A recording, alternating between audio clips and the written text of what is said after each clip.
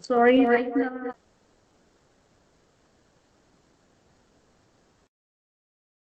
Morning, ma'am.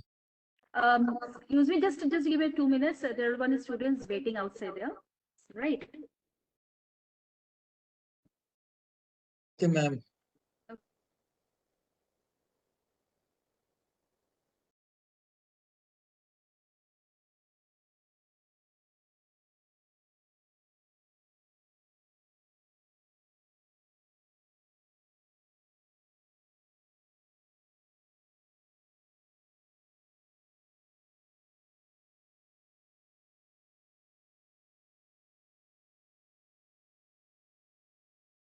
Okay. Shall I start? Yes, ma'am. Okay, thank you so much. I welcome all the participants and learner here. I don't know why it was echoing. Okay, okay, okay.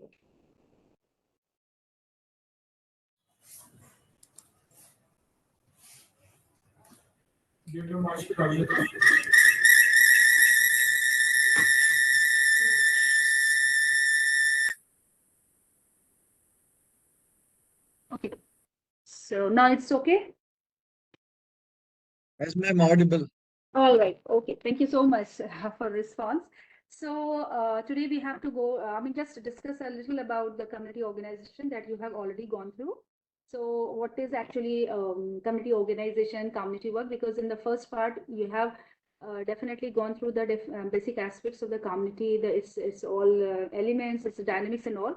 And second part of the whole of the course is about community work, community organization, social action and all. So today I just have to, a little discuss about this second part of the whole course. So that is about the basic method of the community organization, that how that community work in social work actually refers to the process of engaging and supporting communities to address issues that affect their well-being. It involves collaborating with the individuals. So it involves collaborating with individuals, groups, organizations, and institutions to create positive social change, enhance actually the community capacity, and address collective problems. So the goal is to improve the quality of overall life of the community, and all the members of the community belong to that community, and by fostering empowerment, social justice, and collective action. So, dear students, this fostering empowerment, social justice, and collective action are considered to be the value orientation of this course, or value orientation of the community work or community organization. Means these are the fundamental aspect of the community work and community organization that we have to keep. Keep the social justice, collective action, and bringing the empowerment into the community, the important aspect, right? So actually, if you look into the history of the community work, now I'm coming to the community organization, but if you look into the history of the community work, see, community work is the larger umbrella, and then community organization, social action, these all, and community development even at the part of the community work. So whatever you do in a community is about the community work, definitely for the empowerment and social justice of the community. That could be through the community development. That community development is mainly about the kind of the programs and policies of the government, and to implement, or maybe the international agencies you have to implement into the community, where the end is more important. Community, and whereas community organization is mainly concerned about the process, definitely end is important, but here process is so important, where we keeping in mind that how we have to, bring the community together. So here togetherness is important, right? So by through the collection, this collectivity actually give the strength to the community to seek their own, to identify their own needs, to bring the changes into the community.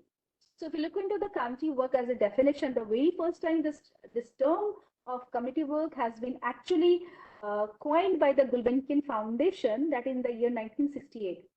So they saw the community work as a consisting of three interrelated, forms of activity. That is, one is community development, community organization, and social planning. Right? These three are the basic aspect what the Gulbenkian Foundation has identified as an important element of or interrelated forms of community work. So community work in general has been taken as or included, and as per the Gulbenkian Foundation itself, that helping local people to decide plan, and take action to meet their own needs, right? With the help of the available resources, and resources could be the outside or inside, helping local services to become more effective. That there's always some kind of the services or community-based organizations or faith-based organizations available in the every community. So it's only about helping those local services to channelize their services to the community and make them more usable and accessible to those who are in need of and trying to meet their own needs. So here is a need, here is the resources. You just as a community worker, you have to bring them closer. So that is one way to do the community organization or the community work. Okay, am I audible? Yes, ma'am. Hello. Okay. Yes, Okay. ma'am. Okay. All right. Thank you. So by helping this approach of helping to come, I mean, this is the commitment that we as a community worker we have to take. I mean, this is what the commitment to bring changes into the community through some connectivity, through some channelization, through facilitation of the resources, through empowering the community by doing all these, by bringing the community together. So this, one is the networking, and other is the togetherness. So these two are very important aspects for the community work and the community organization. Okay, so this Gulbenkian Foundation actually has also talked about the three major aspects of the community work to help people to take actions on specific issues of important to them. Means sometimes you feel that this particular problem is important for the community, but maybe the community doesn't identify those problems as an important for them. So this also matters. And then the development of political responsibility and that of the communal coherence. See, development of political responsibility is from the, you can do it through the advocacy. And bringing the communal coherence is important as per the Gulbenkian Foundation, which talks about the for like the community work. These are the important things to help the people to take action on specific issues which they identify, which are important for them, right? And then if you look into the history of the community work or the community organization in general, so community work has its roots in the early days of social work, which emerged in the late 19th and 20th century. Initially, the social work focused primarily on the individual, and that is you will know the one very important method. Whoever is doing the social work, they know that another very important method is the case work. So initially, the emphasis is mainly on the individual basis. That was on the case work, whereas social workers help people to solve problem, individual problem. So, however, over the time, it becomes very clear that broader social problem and social and environmental factors also influence the people's well-being. Means if you have to bring changes into the individual level, you have to change the environment. I mean, where he and she lives. Again, this approach is known as the person in environment, right? That I have discussed many a time in the sessions, in the I mean the course which I have taken. So a person in environment is very important approach. So we have to keep in mind. So this actually gives birth to the idea of the community work and the community organization, because earlier, initially the social work mainly dealing with the issues of the individuals, dealing with the case work, case studies. So then it has been realized that whatever the problem is nowhere in the isolation. There's always some certain factors is in the environment, and that influence the humans' well-being or the people's well-being. So it's better, and this realization actually led to the shift towards community-based approach in social work, and so the community organization has been emerged.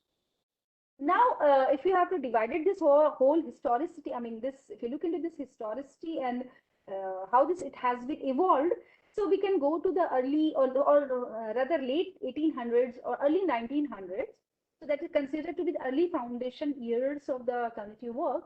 So the settlement house movement either in the United States or in the United Kingdom was a significant on influences in the development of this whole idea of the community work.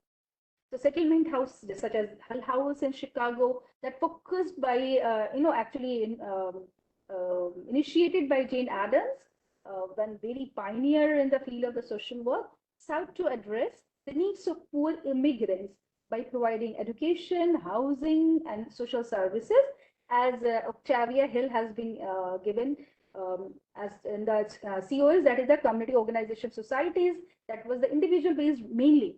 So here settlement house movements is considered to be the considered to be the backdrop of the development of the community work and community organization, where emphasis, particularly the most famous among all the among this whole movement was Hull House by Jane Addams. So to address the need of poor immigrants who were migrated after the whole industrialization happened, and so lots of the migration happened from rural to urban areas. So, and the new slums culture has been developed in the urban areas. So new issues, new kind of the problems and concern has been emerged to the in the world. So to solve these needs of the poor immigrants by providing education, housing, and social services, which has been identified as a major area, and then to providing these education, housing, and social services, it's like long-term sustainable development, bringing long-term sustainable development for them. So these houses become important hubs for the community organization and social action. So these you could say that in these Hull House and all any other, if you take the example of any other settlement house movement, became the hub of this whole community organizing and social reforms. If moving ahead from this early 1900s to 1930s to 1960s, if you look into these time era, so the social work profession began to embrace the importance of community development, especially during the after the Great Depression it happened. Lot new issues has been emerged, and so the area of social services is considered to be important. And who has to be provide these services? So definitely the community workers and then community organizers who are more identified, more close to the community, what the major contributor in this area. So after this whole happened of the Great Depression, the establishment of the welfare state in many Western countries led to a greater recognition of the importance of collective action in the addressing social issues like poverty, mental health, unemployment, housing, and so on and so forth. So anything which has been affected to the larger masses, so the state or the welfare, this is the responsibility of the welfare state, that they have to come forward and support to their citizens. So that time the role of the community development has been identified. And then post 1960s, the civil rights movement, we all are aware that it was a time where a lot of the different civil rights movement has been emerged. Women rights, feminist waves has been started, and various social other social justice movements brought those movements actually renewed focus on collective social change. And social workers increasingly adopted the participatory models of community work, focusing on empowering marginalized communities and promoting social change from the grassroots level. So this was the time when there was a lot of the civil rights movement started. So you can understand the civil rights movement means the movement which has been started by the community itself, by the people itself, by the citizen itself. So it was the time when the community realized, the people realized their own issues and their own different respective issues, and they come forward and they actually ask their own rights. So this is the time when the social action aspect of the community organization, you can see, has been emerged, and then a lot of the this participatory approach. In the third part of the course, you're going to study about the participatory approach in the community work. Particularly, I have discussed some tools under the PRA real technique. So that was the same time when these participatory approach has been emerged. So participation has taken as an important aspect in the community organization and community work, which means once the people participated, the better way of development you can bring for the community. So that was the, you could say, the second aspect of historic. If you look into the how it evolved. So after the early 1900s to 1930s to 1960s, when the Great Depression happened, and so the community development aspect, and then post 1960s, where the this whole aspect, the civil rights movement, give birth to the idea of empowering the communities, empowering the marginalized communities, taking the participation of the community. And so this is what the very time when the community work and community organization idea of this community work and community organization has been taken so by the all over the world. Next, if you look into the time period, so that is what is going on presently. So from 1980s to present day, or 1990s to present day, or 1970s to present day. So if you, in as per the, if you on the timeline, so like it goes like, if you talk about the present day. So today, community work in social work is seen as an essential practice by creating sustainable social change. We are now in this present day world, we are talking about sustainability, sustainable change, and now we have so much around the sustainable development goal. Every nation is around to fulfill the, to attain the sustainable development goal, SDGs, earlier Millennium Development Goal, next the Sustainable Development Goal. So these are the certain goals we are supposed to, we have to attain. So this is what the contemporary time, where the community and the today community work and social work is seen as essential practices for creating sustainable social change. It integrates actually the approaches like community organization, asset-based community development, social planning, and emphasize a lot other areas like the collaboration with the communities to address local needs, from mental health services to the housing and employment opportunities, to the looking the issues of the migration, to the maternal health, so and so forth. So if in every aspect, so in the scope area, if you look into the scope area, these all are the areas come under the study area of the community organization. So in a present day contemporary world, community organization and community work is considered to be so important, particularly if we take the example of India, also the countries where larger, where we have a strong social capital, people living in, they have the community feeling, particularly in the rural areas and then small cities. So and even the, if you take the example, the urban areas where the community is not so much that much, interact, collaborated, so that need the whole methods of community organization need to intervene to bring the country together so that they can enhance their social capital. Once any community is having the strong social capital, there are many issues has been resolved by their own. So this is what the overall the community work has become very important, became very integral part or to the social work in present day profession, fostering stronger, healthier communities by recognizing the importance of collective action and social solidarity. So overall, the community organization is both a process and a method which aims to solving contemporary problems existing in a specific time frame in a community by adopting democratic principles and mass participation. So these democracy, mass participation, collaboration. So these are again the value orientation of the this method of community work and community organization.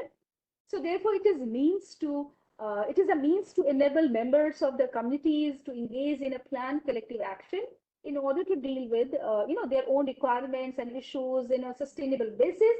Community organization encompasses other methods of social work as well. That is group work and case work. Means if you have to deal with the individual cases, so you also have to modify the environment.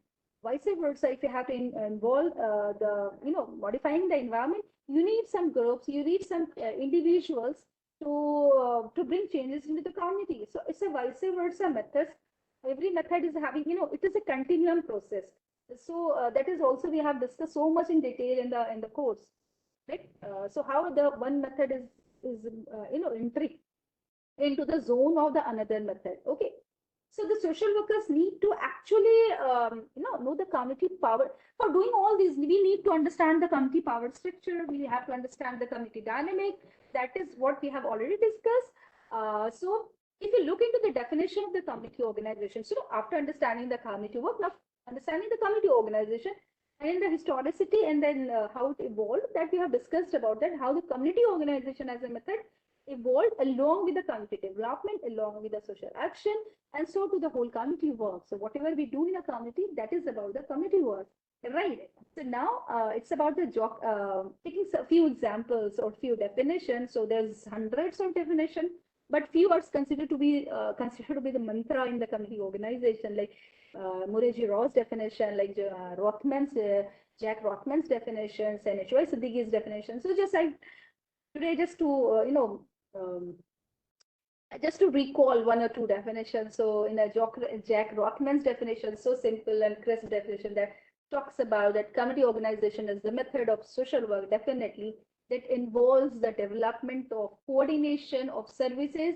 to meet the needs of the community. So here in this definition, few things are so important. Like one is the development of coordination of services and to meet the needs of the community. So coordination services means you have to coordinate the services to meet the needs of the services. That is what the basic gist of this definition of Jack Rothman.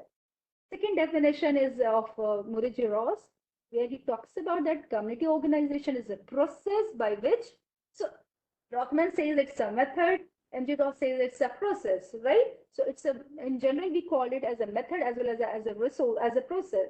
So community organization is a process by which a community, as M.G. Ross has says that community organization is a process by which community identify its needs or objectives, orders or ranks these needs or objectives, order these ranks, orders or ranking these objectives or needs, right? And develop the confidence and will work to and will work to work and sorry and will to work at these needs of objectives, finds the resources, whether it is internal or external, to deal with these needs or objectives, takes action in respect to them, and in doing so, in doing so, extends and develop cooperative and collaborative attitudes and practice in the community. So if you look into the Murray Ross definitions, as it says, it is a process where first part is talking about that it identifies its needs and objectives and then prioritizing these needs. And then second part is talking about to develop the confidence among the community that we can, change these problems and issues by our own. So developing this confidence through some resources. Those resources could be internal or external, right? To deal with the to bring the change into and whatever the objectives and then goals which they have set to bring the change in there to satisfy their needs and take action in respect to them. And so doing so, to take actions to bring changes into their to attain the objectives and to attain the needs to bring to fulfill the needs. So for that, they have to bring the community together. So by developing this cooperative and collaborative attitude in itself is considered to be an important. And once the community actually develop this idea of collaboration and cooperative attitude and develop this attitude among them, so it's like it's in itself is a sustainable aspect. Once the community is became strong in social capital, in future they can bring a lot of the they can resolve their own issues in future. So that is what this is particular. I personally do so much this definition as it talks about the means and end. So end is whatever their needs and objectives for which they are working. Means is what for attaining these objectives and needs they are coming together. They develop this cooperative and collaborative attitude, and so this is what this positivity and this positive attitudes of the community is considered as a sustainable aspect. So community organization is actually taking both the things very importantly. One is end, another is means. Okay. So this is actually considered to be the important aspect of the community organization and important definition. There are many other definitions as well. Now, if you look into the objectives for what we are doing the community organization. So again, there are a lot other scholars and then philosopher and the social worker, they have given a lot other way of defining the objective. So one of the very important is Upwan. Upwan has given in the year 1988 three very important objectives of the community organization. One is to achieve effective power for the people so they determine their own development and shape their own future. Means sustainability again. It's about to achieve effective power for the people and by the people itself, right? So that they shape their own future. Second objective of the community organization, as Upwan has said, that to establish and sustain relatively permanent organizational structure which best serve the people's need. So that is about to develop some kind of the relatively permanent organization within a community. Maybe it's a microfinancing or self-help group or any even PRI, Panchayati Raj institutions that by the government itself, but it is elected and selected members. It is a very permanent and relatively very permanent organizational structure, which is for the community, for the people, by the people, right? And definitely it has all the legal rights as well as it has it is legally and politically elected and selected members. So second part is that for the community work and community organization, it's considered to be okay, and it's considered to be very important to have some develop some sustained, relatively permanent organization.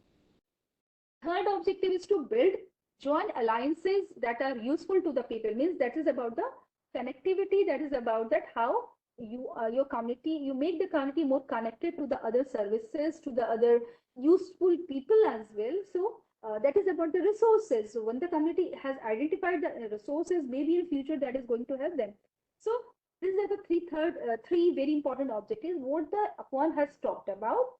And there are another like encyclopedia of social work. They have also talked about some of the objectives that we have already discussed in the course.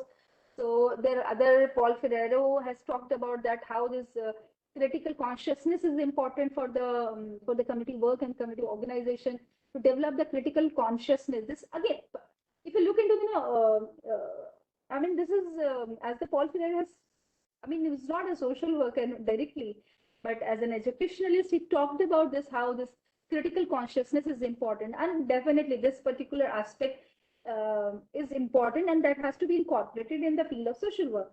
So once we discussed about the social action that has been there, I have discussed Paul Ferrero so much in length and breadth that how his idea of critical consciousness is important for the community work, because empowering individuals to recognize and questioning social, political, and economic inequalities is so important, where Ferrari has called it as a consentization, or critical consciousness. So this consentization or critical consciousness is so important, particularly country like India, where we are so big democratic country, but if you go in a very rural area, so you see that even the people are not aware about their own rights and duties. Even the urban areas, we the citizens, many of us are not aware. Even aware, we are not so conscious about our own duties. So so that's about the duties. That's also needed critical consciousness and conscientization for our own we all educated people should have this consciousness and conscientization, that critical consciousness. Conscious we all are, but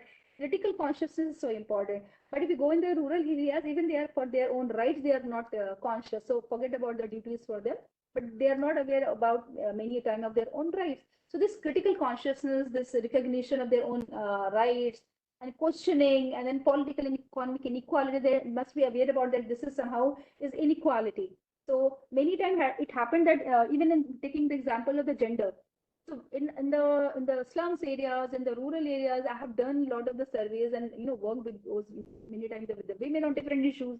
So even in terms of the domestic violence, they consider it as normal. Many a time, not always, but many a time, the women consider it as normal because they feel it. This is the what their husband, that is their right, and that is their duty to accept it. So this is what they are not politically conscious. They are not socially conscious. They are not conscious about their own rights. They're not at all conscious about their own. They are humans. So being human, that is what they are not subordinate, right? Definitely males and female having different zones, different duties in general, right?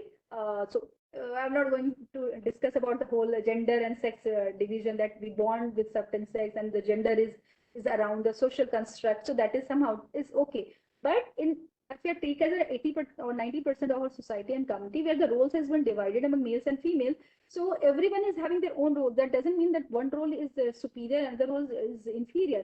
That is what is also happening in the caste system, where the big caste system has been immersed beautifully for the role division and then work division, but later on it has been attached to the impurity and all, and then the whole problem has been arise. So that is also is about the consciousness. So how they are conscious or conscientization, that is so important from the upper caste as well as to the lower caste. If the lower caste became conscious and critically conscious, so about their own rights and questioning, so it's a one halfway. Halfway is also important, that upper caste has also ready to accept. That is what same way in the gender, when it became conscious and critical conscious, conscientized, fight only develop until the another half part is not being critically conscious and conscientization has not been happened.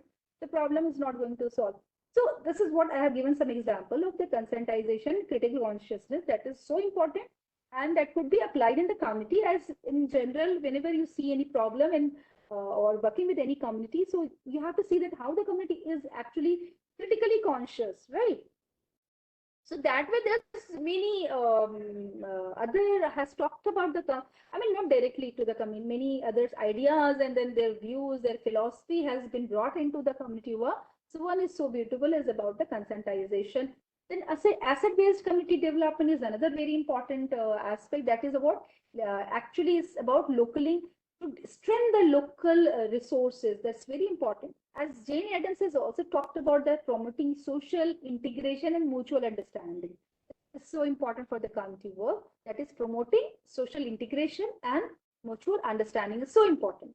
And then if you look into the another objectives to get in are like to get information about the resources and needs, to arouse the people to work for the welfare of the community, to create sound grounds for planning and action, to create a sense of cooperation, integration, and unity among people, to motivate the people to take better participation, to highlight the cause of various problems affecting the community and hinder their way of progress and development, to implement programs required for the fulfillment of people's basic needs, to develop better understanding among the people about the issues and needs, to mobilize the resources to create a suitable ground for the basic needs, completion of and eradicating the problem, to bring coordination between the individuals, groups, and organizations to focus their point and challenging their objective for fulfillment, to launch necessary reforms in the community for eradicating of community evils,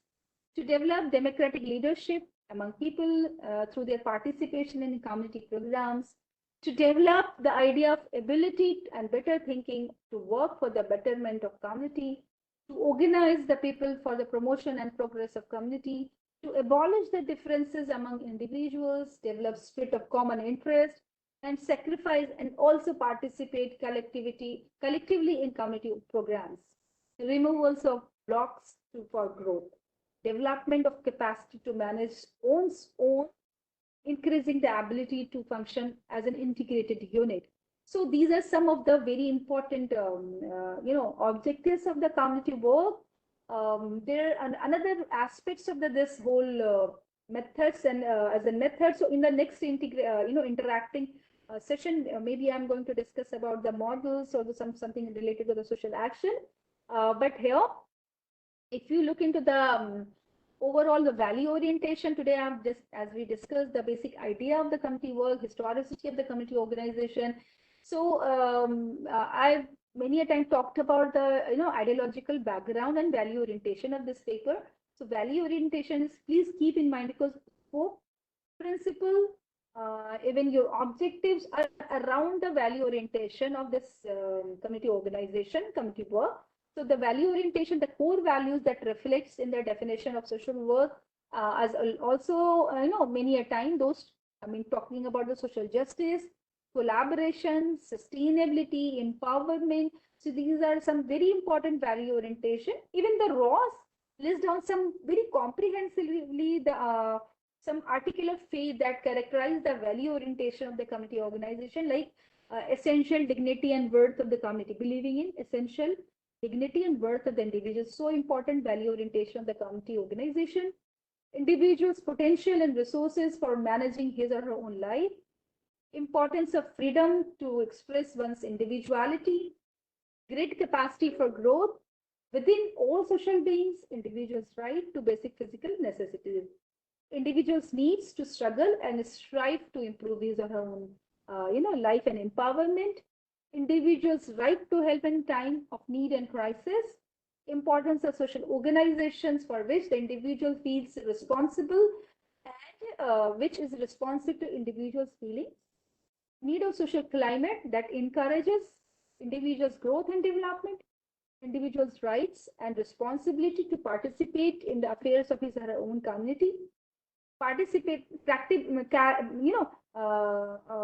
Practical discussion, conferences, and consultation as method of solving individuals and social problems, and self-help in the essential base of any aid program. So these are some of the important value orientation of community work and community organization, which has been given by the Ross in the year 1967 around, right? Now, let's find the today's discussion. I'm going to close with some of the principles. Just talk about the some highlights aspects of the principles. Like first, that the Dunham has given 28 principle, actually suggested 28 principle, which is with later grouped into the 7 principles. Like the one is democracy and social welfare, then community roots for the community programs, citizen understanding, support and participation in professional value services, cooperation, social welfare programs. Next is adequacy, distribution and organization of social welfare services. And last is the prevention. So these are the some principles which has been given by the Dunham. He actually given 28, later he grouped into 7. So these are some actually considered to be the generalized, guiding rules which we have to follow while we are going into the community. Ross has given very defined 12 principles. One where the 3 he talks about the discontent, and later he talked about the association. So the very 3 where he talked about the discontent of the community. So that is the sense of dissatisfaction, right? So very first principle that Ross has talked about, that discontent with existing condition in the community must initiate or nourish development of the association. Means the association and the group which you are going to organize in the community that has start with a sense of dissatisfaction with current conditions. So because once the community has not been sensitized around their own problem and needs, they're not coming forward to participate and ready to bring change into their life until they don't realize that is they are these are the some rights, these are the some things which are actually they has to be available for them, has to be bring change in their life. So that is again the conscientization, right? Then next is the discontent must be focused. Next principle, discontent must be focused and channeled into organization, planning and action in respect to the specific problem.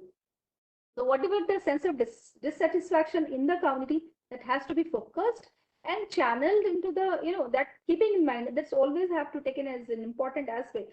As one of the principles talks about the emotional aspect or integration. So that is also, that's about discontent, where the discontent is a sense of dissatisfaction. That is the point where the community is, agreed on. Okay, this is the point where we have not been satisfied. So that need identification by the community, and then sense of dissatisfaction around that has to be used by the community worker to organize the whole thing, and to, even the planning to the implementation.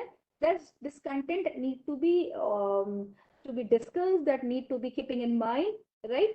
Next principles, as M.J. Ross has talked about, that discontent which initiates or sustain community organization must be widely shared in the community. So whatever the discontent or sense of dissatisfaction, maybe one set of the community has identified, maybe another set of the community, that same kind of the dissatisfaction has been there, but they are not being, critically conscious around that. So for that, this principle talks about that this discontent and this whatever the program has to be, widely shared in the community. That means that every member of the community must be the part of that, must be aware about that. So that is very important. Next, principles, 4 principles, he talked about the association. So overall, the first 3 is about the discontent. Now there is about the association. Even all rest is about the association, all rest 12, right?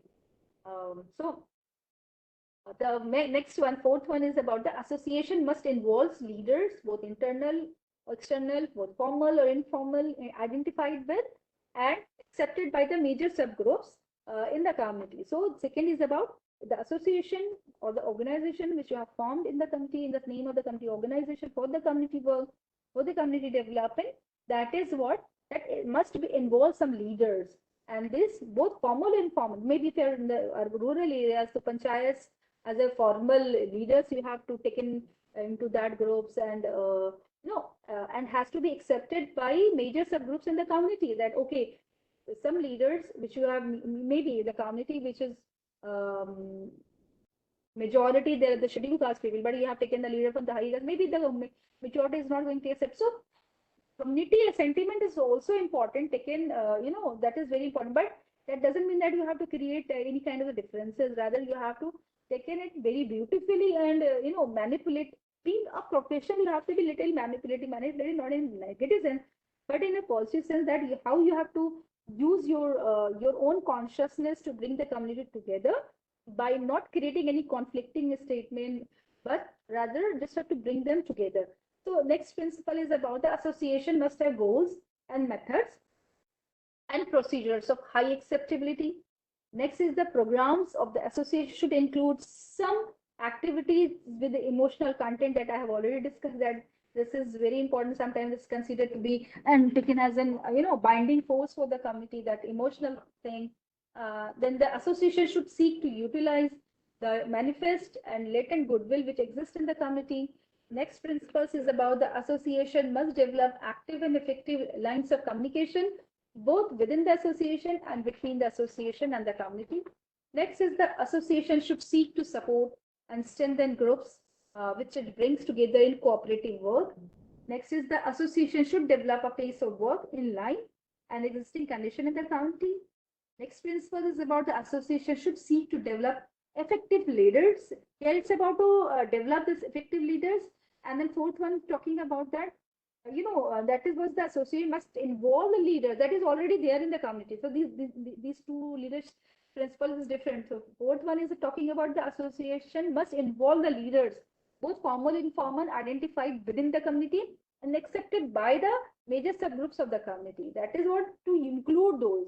And this principle talks us about that association should develop leaders within the community. So means whoever been involved into that, you develop the leadership quality among them. That is what this is a very important skill. Once the community have developed this leadership quality, they actually leads number of the issues and concerns. Next is about the association must develop strength, stability, and prestige in the community. These were the 12 principles which has been given by Ross.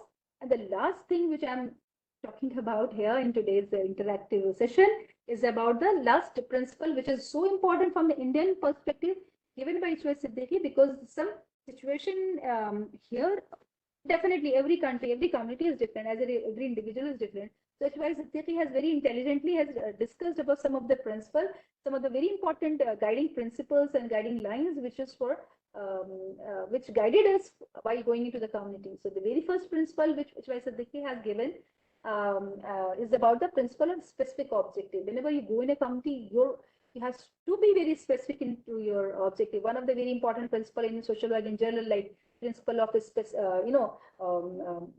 I mean, that talks about the specific objective. That is so important that whenever we have to go in a community or dealing with any case or dealing with any group, our objective should be very specific.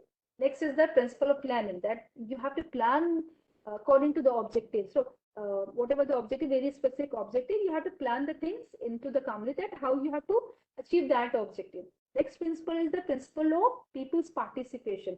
Again, it's in a value orientation, that it's very important that, as we have already discussed in the in the history of the, once we discussed about the historicity and how they evolved the community organization as a method. So in the present day, we or before that 1960s, we have discussed that people's participation is taken as an important part of the community work and community organization, as an important approach rather. So this principle talks about that people's participation as an important thing. Whenever you go in a community, taking the community into the loop is so important. And fourth principle, as per the Ishwar Siddiqui, is about the principle of intergroup approach. Intergroup approach, because there are many groups within the community, or few groups you have developed in the community. So there are always some intergroup, dialogues has to be there to channelize them, to make them available for each other. So that is very important, the principle of intergroup approach. Then next is the principle of democratic functioning. So definitely we are living in a democratic country. Everything is for the democracy. And again, democracy is important, very, very important core value system of the community organization. So whenever, whatever the functioning we have to keep in mind, or we are going with in a community, that is always go with the democratic function, means keeping everyone included, even the excluded to be included. Next is the principle of flexible organization. Definitely flexibility whenever you work with the humans. So humans are so dynamic, same way the community is so dynamic. Sometimes maybe some resources are not available. Someday some kind of a festival, local festival has been there, and you have planned something, but you went there and and you see that there's some kind of the activities going on in the community, you cannot do that your activity that day. So definitely community is so dynamic, ever changing. So, or there's a lot of things happen in the community. So you have to be flexible enough. So whenever you go in a community, always A, B, C, you have a different for different um, plan B. You always go with the plan A with the plan B. Maybe if the plan A is not successful, you go with the plan B. Or maybe you have to set one schedule. Maybe that is not been administered that day, so you can another day you can use that, right? You can do that. So that is what the flexibility. So flexibility in taking humans or the community, flexibility in planning, there's flexibility in timing, flexibility in the process. So always be very free, be very, taking as an important guidelines. Don't be panic that if anything happens. So because always keeping in mind that flexibility is required, right? So next is the principle of optimum utilization of indigenous resources. So maximum and then optimum utilization of indigenous resources is so important, because always believing that in the community there are certain resources are available, maybe resources internal or external, but you have to use it at max. Next is the principle of cultural orientation. Our country is, we since our childhood we say that unity in diversity. So our country is so diverse in terms of the religion, in terms of the language, in terms of culture. So keeping in mind that maybe you're working in West Bengal and next time you're going to work in the Northeast, or next time you're going to go Maharashtra, you cannot do the same thing in the same way. Or you are working with the scheduled caste, you're working with another Muslim community, maybe you're working next time to the Christian community. You cannot go with a similar cultural orientation, right? So always keep in mind that the cultural orientation of the community is so important. Whenever you go in a community, be very clear, be very prepared for the community. So this is all about for the today's presentation, rather interactive session. So I just stop here. So if anyone is having any query or any clarification, please to come forward. Ma'am, this Yes. time during the UGC NET exam, they Yes. asked a question Mm-hmm. about Lok Shakti model of Mm-hmm. social action. Mm-hmm. So that is coming under popular social action, I think. Right. So that was this Lok Shakti model, Indian models like Lok Shakti and all. It's not discussed Mm-hmm. I have in discussed the Lok Shakti model there. I have discussed. community organization or social action models. So I have discussed in the social action part. Acha. Now, Lok Shakti in the sense, which is only one model there. What? Indian models like Lok Shakti, is it the only model available in popular social action? Yes, Lok Shakti model is considered to be only. Maybe there are others. I'll just go through that if I find any others. So because I have discussed the Lok Shakti model there only. Because I heard What that was the three question? models to this Can you repeat your question? What comes in net? UGC NET exam. In the examination, what question was asked? Uh, Whether this Lok Shakti model comes under which one? Okay, okay.